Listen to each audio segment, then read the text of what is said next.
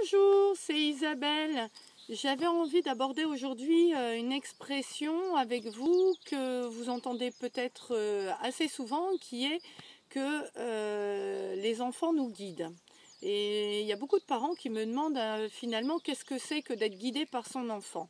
Souvent on pense qu'être guidé par son enfant, ça veut dire que notre enfant il va nous emmener vers des domaines qu'on ne connaît pas. Par exemple, on va penser que notre enfant va vouloir nous faire découvrir l'équitation parce que c'est bon pour nous.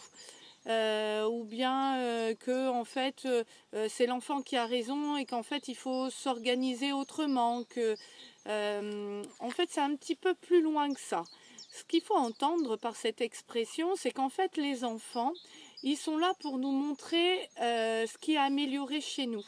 Ça veut dire que par exemple, un enfant qui va guider ses parents, c'est un enfant qui va par exemple faire le comique pour un oui, pour un non. À l'école, du coup, ça va le desservir. Il va pas vraiment rater ses évaluations, mais vous savez, pour faire rire la galerie, au lieu de respecter la consigne et puis de bien faire son travail, il va faire un trou dans sa feuille, ou bien en faisant un parcours, il va faire exprès de tomber, il va faire semblant, comme ça tout le monde rigole, il va se mettre à rôter, enfin voilà, à la maison comme à l'école, c'est un enfant qui va avoir comme seule idée de faire rire la galerie. Et en fait, les parents, du coup, ça va les gêner. Souvent, un enfant comme ça, il va être confronté à des parents qui sont plutôt sérieux. Et en fait, il va vouloir renvoyer aux parents que ce serait bien de mettre de la gaieté, de la joie dans leur vie.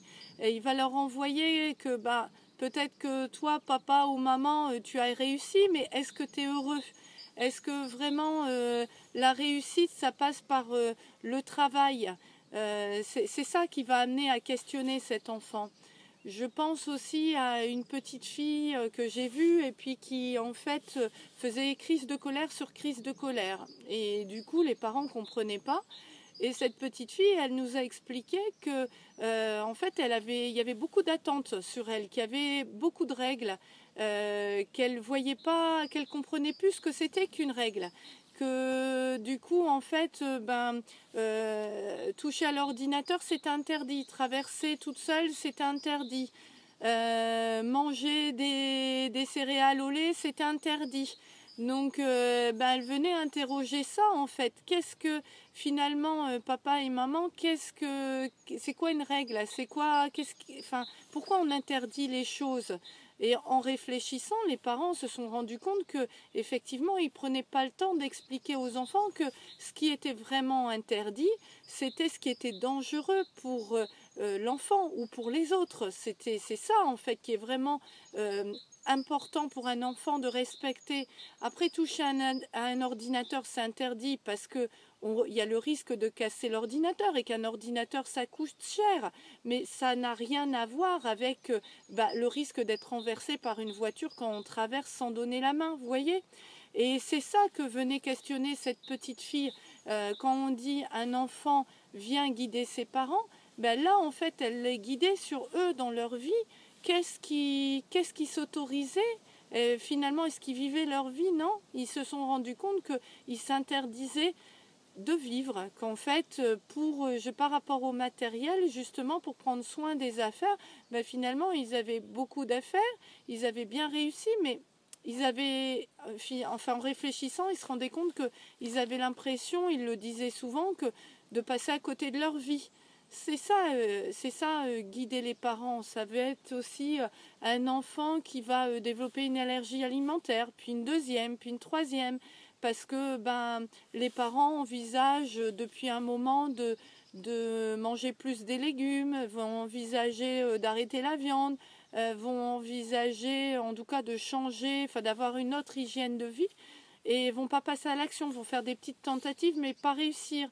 Et l'enfant en fait, lui qui est connecté, va vouloir montrer l'exemple aux parents, va pousser les parents à changer d'alimentation, parce qu'au départ ça va être l'enfant qui va changer d'alimentation, et en fait plus le parent se met à changer d'alimentation avec lui, et plus l'enfant va arrêter de développer ses allergies, parce qu'en fait il sera bien.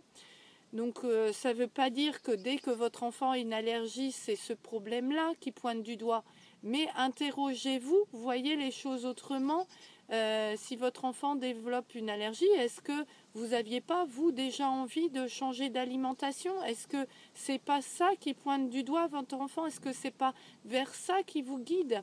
Vous savez, c'est toujours pour soi qu'on doit faire les choses. On doit toujours chercher à l'intérieur de soi les solutions et pas l'extérieur. Donc, votre enfant, il ne vous emmène pas à l'extérieur. Il est là pour faire miroir avec vous et vous montrer ce qu'il y a à l'intérieur de vous. Est-ce que vous avez vécu une situation qu'il est en train de répéter? Par exemple, à un moment donné, moi, mes enfants ne s'entendaient pas. Ils n'arrêtaient pas de se disputer tout le temps. Et en réfléchissant, je me suis aperçue que c'était exactement ce qui s'était passé au même âge pour moi et ma sœur. Et du coup, j'avais de la culpabilité par rapport à ça. Et qu'en fait, il fallait peut-être que je regarde la situation avec mes yeux d'adulte, que je règle le problème.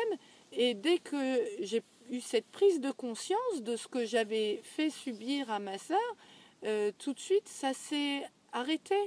C'est ça, guider, c'est toujours les enfants nous guident vers nous, nos propres chemins en fait, pas vers l'extérieur. Voilà, j'espère que cette petite vidéo vous aura aidé à y voir plus clair sur ce que c'est. Si vous avez des questions, vous pouvez toujours me les envoyer. Je répondrai, pourquoi pas par une petite vidéo. Allez, à bientôt, bonne journée!